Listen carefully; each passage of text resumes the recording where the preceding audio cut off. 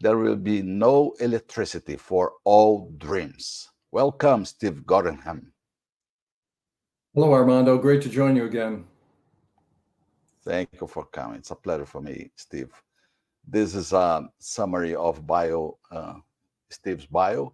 You can see he has 100,000 copies in print in one book. It's impressive. And you can find more details about him in his website, stevegornham.com, as is written in the back, in the bottom of this slide. Steve, please, in your recent text and the conversations, you mentioned that green energy goals for electric power are in conflict. Yes. Conflict of concepts, demands, impossible targets. What type of conflicts there? Really, all of those. So the folks that are pushing for net zero carbon dioxide emissions by 2050 say that we need to close our coal and natural gas plants by 2050 and replace them with wind, solar, in some cases biofuels. And so that is a big job. Now, unlike Brazil, the numbers for Brazil is that you get 63% of your electricity from hydropower. Only 10% from gas, coal, and oil. Very yes, small. Exactly. But most of the world is different. In the United States, for example, we get about just short of 60% of our electricity. We get about 18% from coal and about 42% from natural gas. So 60% of our electricity comes from hydrocarbons. And if you look at other nations, you see similar sorts of things. Australia, 52% from hydrocarbons. And again, I mean coal, oil, and gas. China, 64%. India, 77%. Japan, 65%. Europe, only about 38% from hydrocarbons, but they seem to be short of electricity recently. So the first goal of net zero is to get rid of the hydrocarbons and try and replace them with wind and solar. But the next problem, and electricity in many nations has been fairly flat, electricity demand. In the United States, it hasn't really increased since about 2005. But also part of the net zero goals is that we should switch to electric vehicles. And we should also switch to electric appliances in houses. And those are very big sources of demand. So at the same time, nations with 50 or 60% coal oil or coal natural gas have to get rid of that. They also they're going to ramp up their demand because if they do a conversion to electric vehicles and a conversion to gas stoves and gas water heaters to electric stoves, electric water heaters, and away from gas, there's going to be a big new demand for electricity. At the same time, we're trying to close down the power plants that are the majority of the generators in many nations. You sent to me some pictures. If you wanted to show, please ask me, okay? Yeah, okay, sorry, I keep forgetting that. So the first, why don't we put up the first slide on net zero? Sure. So the International Energy Agency says reducing global carbon dioxide emissions to net zero by 2050 calls for nothing less than complete transformation of how we produce, transport, and consume energy. So this is the goal here, to make the transformation to wind and solar. The second chart shows the U.S. net electricity generation. And as you can see, the total has been flat for a couple decades. And we've been replacing coal, but we've been building gas. So coal and gas are still about 60%. Wind and solar are about maybe 13 to 15% of our electricity. Still small. And then the third chart talks about electrification. And that's the other sort of contrary or conflicting goal. At the same time, they want nations to shut down their natural gas and their coal. They want them to electrify the vehicles and the home appliances, which is really an opposite point of view from a demand point of view. And so this will cause a ramping demand for electricity in many nations. And so these are in conflict. Then we have another issue with the next slide. Sure. Move to a green hydrogen economy. So at the same time, nations realize even if they can change their electricity and they can change their transportation, they still have an issue with heavy industry. And that is heavy industry like chemicals and steel and fertilizer and cement, all involve heat and furnaces, and they require, and they're driving most of those with natural gas today. The exception is China that does many things with coal. And so at the same time that they want to shut down coal and natural gas and move all the transportation and home appliances to electric, they also want to start generating using electricity to create green hydrogen for heavy industry. And green hydrogen is today most hydrogen, and hydrogen is really only used as an element in a production process. Hydrogen is created by facilities to produce ammonia and to produce fertilizer. It's created by facilities to produce chemicals. It's created in the steel industry as a component inside the steel process. We don't have a green hydrogen fuel industry today. There are no pipelines, there are no ships shipping it to speak of. But the world has also decided that we need green hydrogen fuel now. And the way you make that, again, is with yet more electricity. You have to run current through water basically, and break water molecules into hydrogen and oxygen, capture the hydrogen, and then you have so-called green hydrogen fuel. Different than the way they make it with natural gas. And so this is going to be another huge demand driver. It takes about 50 to 55 kilowatt hours of electricity to produce only 1 kilogram of green hydrogen, a single kilogram. And that's about as much electricity as a large house in the United States uses in 2 days. And so they're just this is going to be another tremendous demand for electricity. The same time we're shutting down the coal and natural gas plants. So go to the next slide. I'll give you an example. So I spoke to the Association of Iron and Steel Technology a year ago, and I estimated for them how much electricity it would take to produce green hydrogen to power the steel industry. And the numbers are really enormous. It turns out that you would need as much electricity as total non-hydro renewables today in the world, about 1.5 times as much, just to power the steel industry. Or you could do it with nuclear plants. Today we have 437 nuclear plants in the world. We'd have to build 600 incremental nuclear plants just to create. It's impossible just to create hydrogen for the fuel industry, for the steel industry.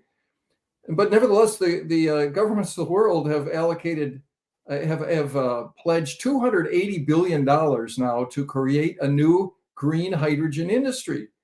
Well, again, this is a massive demand for electricity, and there's just no way we can shut down around the world coal and natural gas plants and still electrify cars and electrify homes and create hydrogen for heavy industry. It's not going to happen. It's part of the coming green breakdown.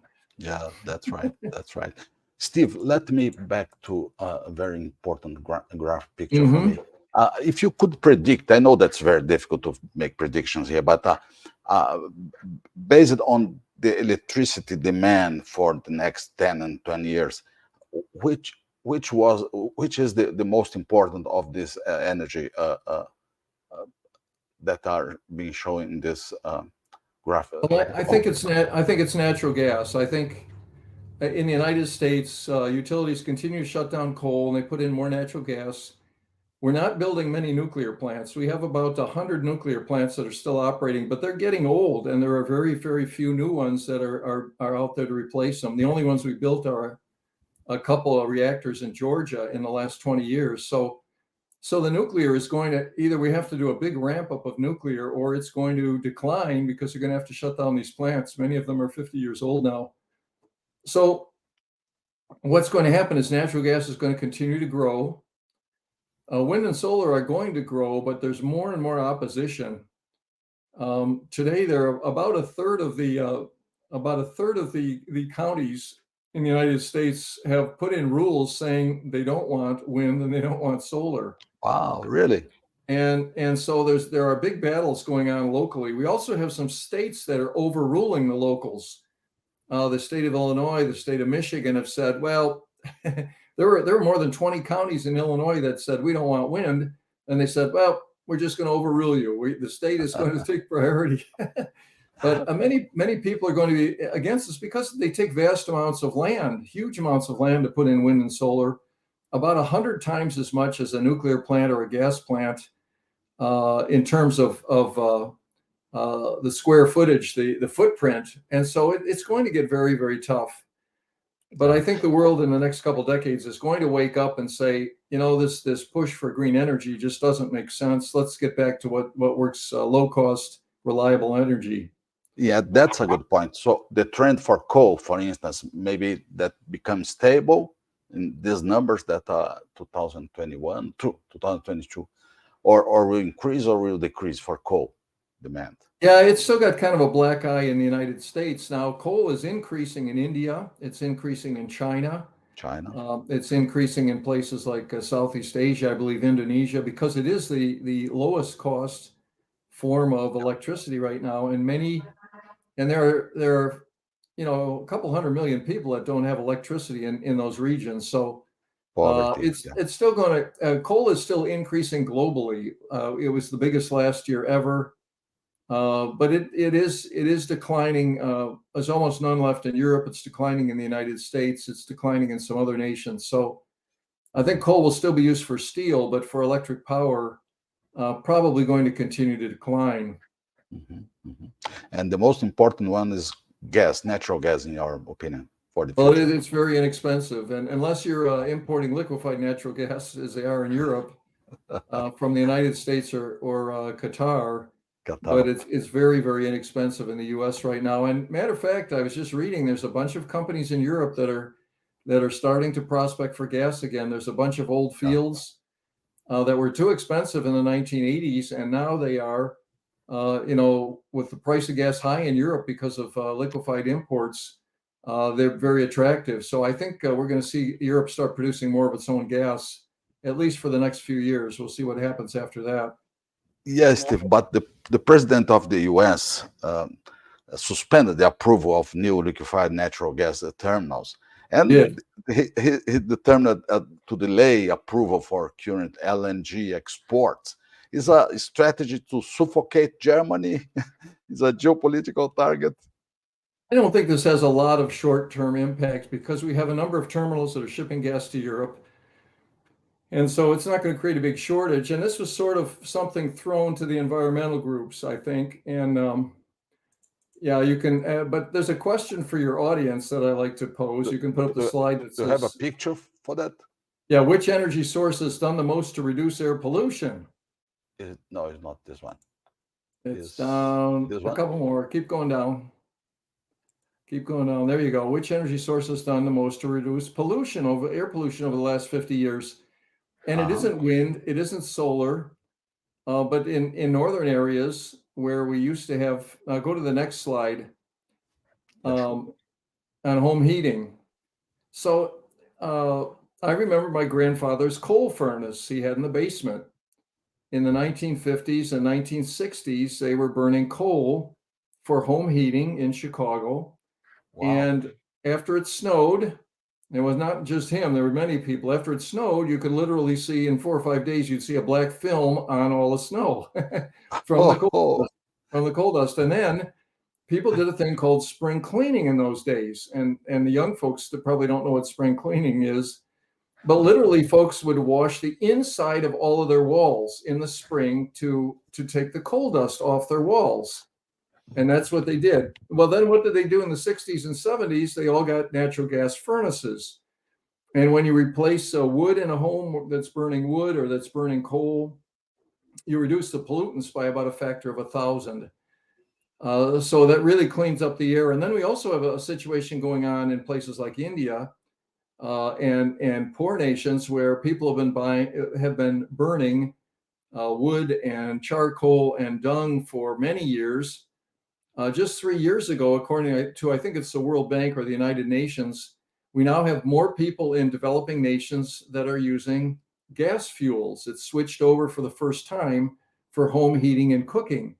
And that's a great thing because we have 3 or 4 million people a year that get lung diseases, and many of them die because of the poor air in their huts or in whatever they're doing because they're burning organics.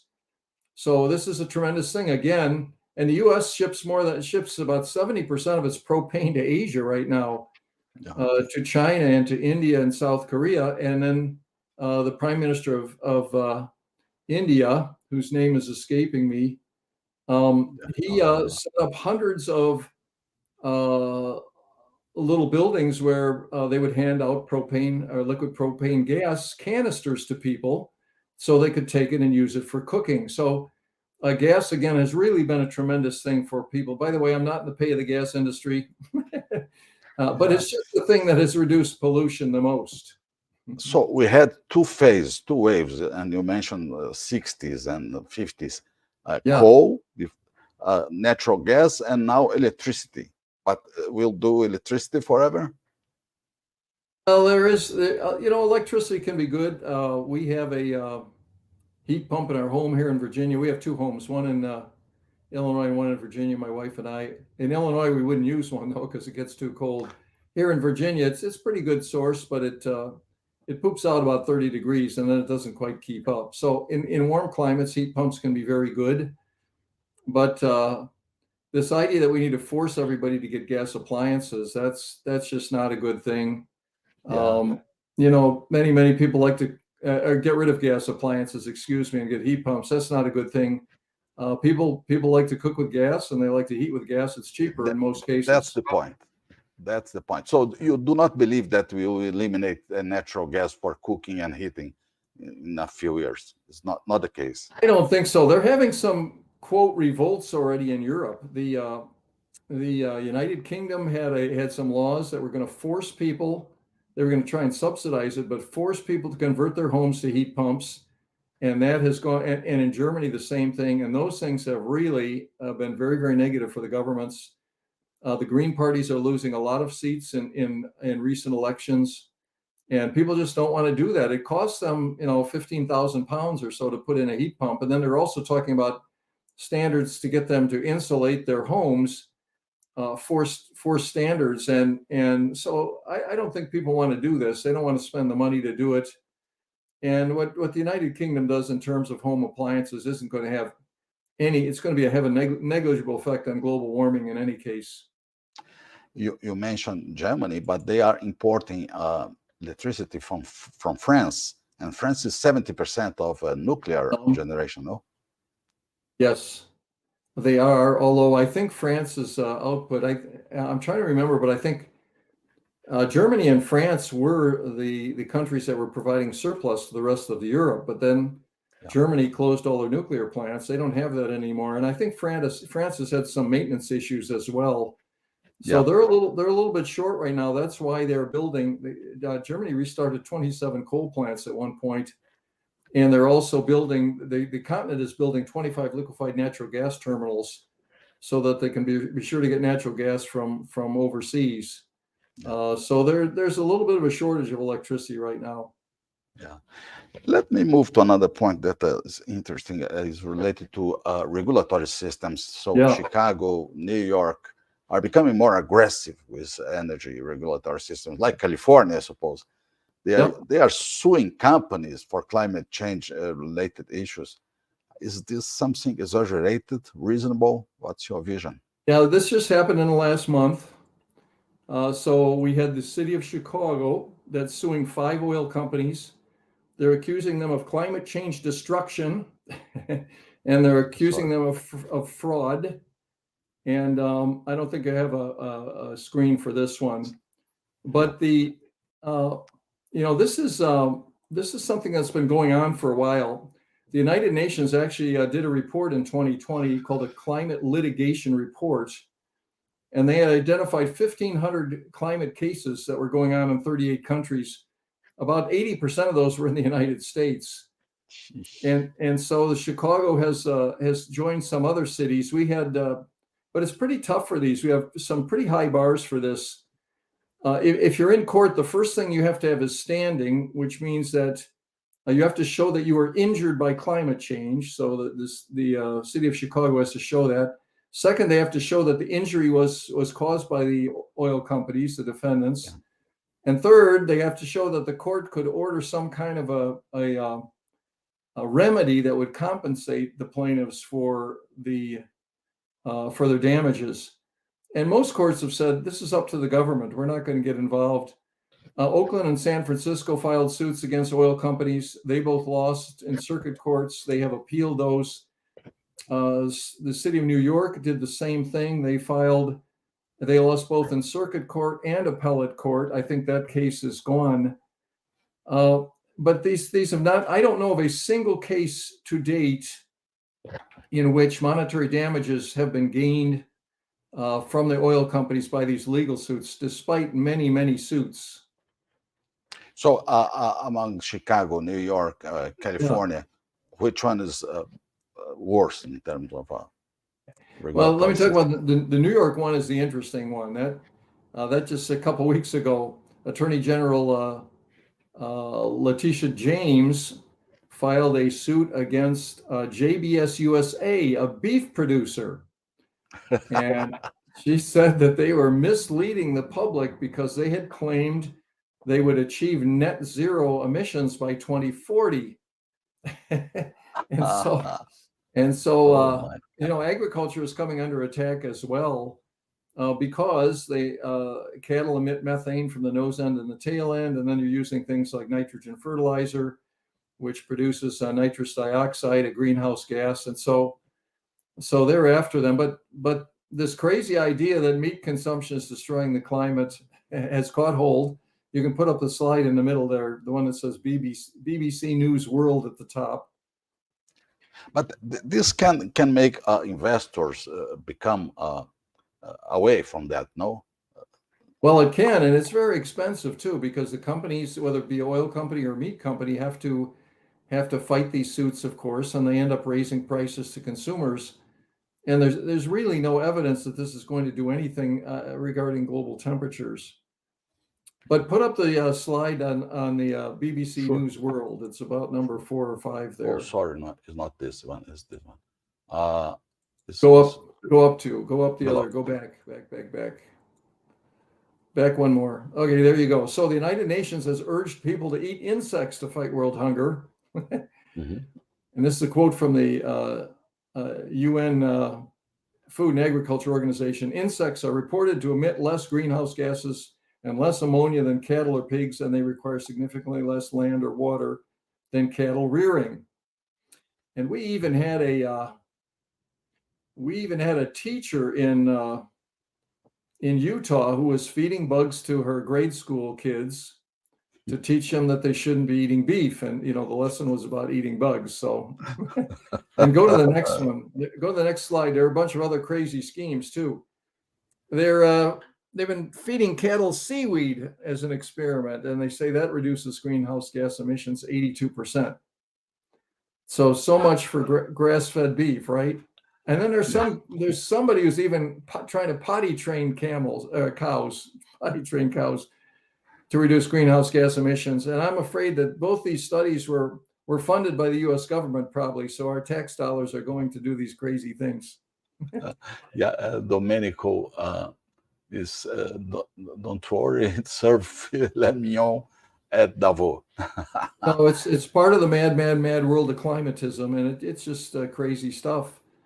And unfortunately, there's a lot of this going on. My books are filled with all of these headlines as sidebars, and it makes it kind of amusing. But unfortunately, it's expensive for people. Oh, yeah. Steve, tell a little bit more about your books, more specifically about the last one. I know that's a very famous book. Inside this book, you can find this more explanations about these issues you are bringing today? Yeah, go down about 3 slides, and it's the green Sure. breakdown. This one? system is all going to break down. This idea we can get to net zero is an impossible effort. This is It the last not- one? This is the last one? Yes, this is the one. It's not going to occur. It is going to produce higher energy prices, electricity blackouts, less freedom because they're going to try and take people's gasoline cars and gas appliances away. And then we're going to have these energy shocks like Europe has gone through. People are going to demand a return to low-cost, reliable electricity. You mean coal and natural gas, these two ones? I think so. Yeah. And show the next slide. We're seeing some evidence of this along the United States. The federal government has been, and states have been joining in, proposing we put an awful lot of offshore wind in. But about more than half of those projects, companies have pulled out that originally bid for them because with the interest rates, they're just too expensive. They can't meet the prices they originally bid. Now, New York, for example, it wants to put in 9,000 megawatts of offshore wind, but 2/3 of the wind bidders have pulled out. And so what they've said is, well, we're going to rebid this and we're going to raise the price 80% that you're going to get. So, no price is too steep to do this global warming thing. So I know that's not your intention. It's not my intention too. I mean, but you bet that we will have shortage of electricity in the near term? Well, I'm not sure if I read it on your show before. I'm looking for a quote right now. Let's see if I can find it. A commissioner for the Federal Energy Commission, FERC, testified middle of last summer, and I'm going to read his quote if I could find it in my notes. Let's see here. Come on. Yeah, the guy's name is Mark Christie. He testified before the Senate in June, and he said, quote, "I think we are headed for dire consequences, potentially catastrophic consequences in the United States in terms of the reliability of our grid." And he went on to say that we're closing natural gas and coal too fast, and those are the things that keep the lights on. And if you look at outage data by the Energy Information Administration, the hours of outage in the US has roughly doubled in the last decade. It used to be about 3.5 hours a year that a typical electricity user would have an outage. Now it's up to 6, 7, or 8. So we are headed that way, and this is one of the things that is going to cause us to break down. People are going to say, "Hey, wait a minute, we have to have reliability electricity." No doubt. And wind and solar just really can't do it. And the time to install and to design a grid, the new grid, to support this increasing demand, the time is longer than the application. That's the point. It's not in a phase. They're having trouble getting transmission installed, which they need. And as I mentioned earlier, there are a lot of groups opposing these things. They're opposing wind, they're opposing solar, and so that's a factor as well. Yeah, Domenico saying that you speak the truth, Steve Gorham, and he repaired your. Just an observer. But to conclude our conversation today, Steve, where people can find your books and Borders does not exist anymore.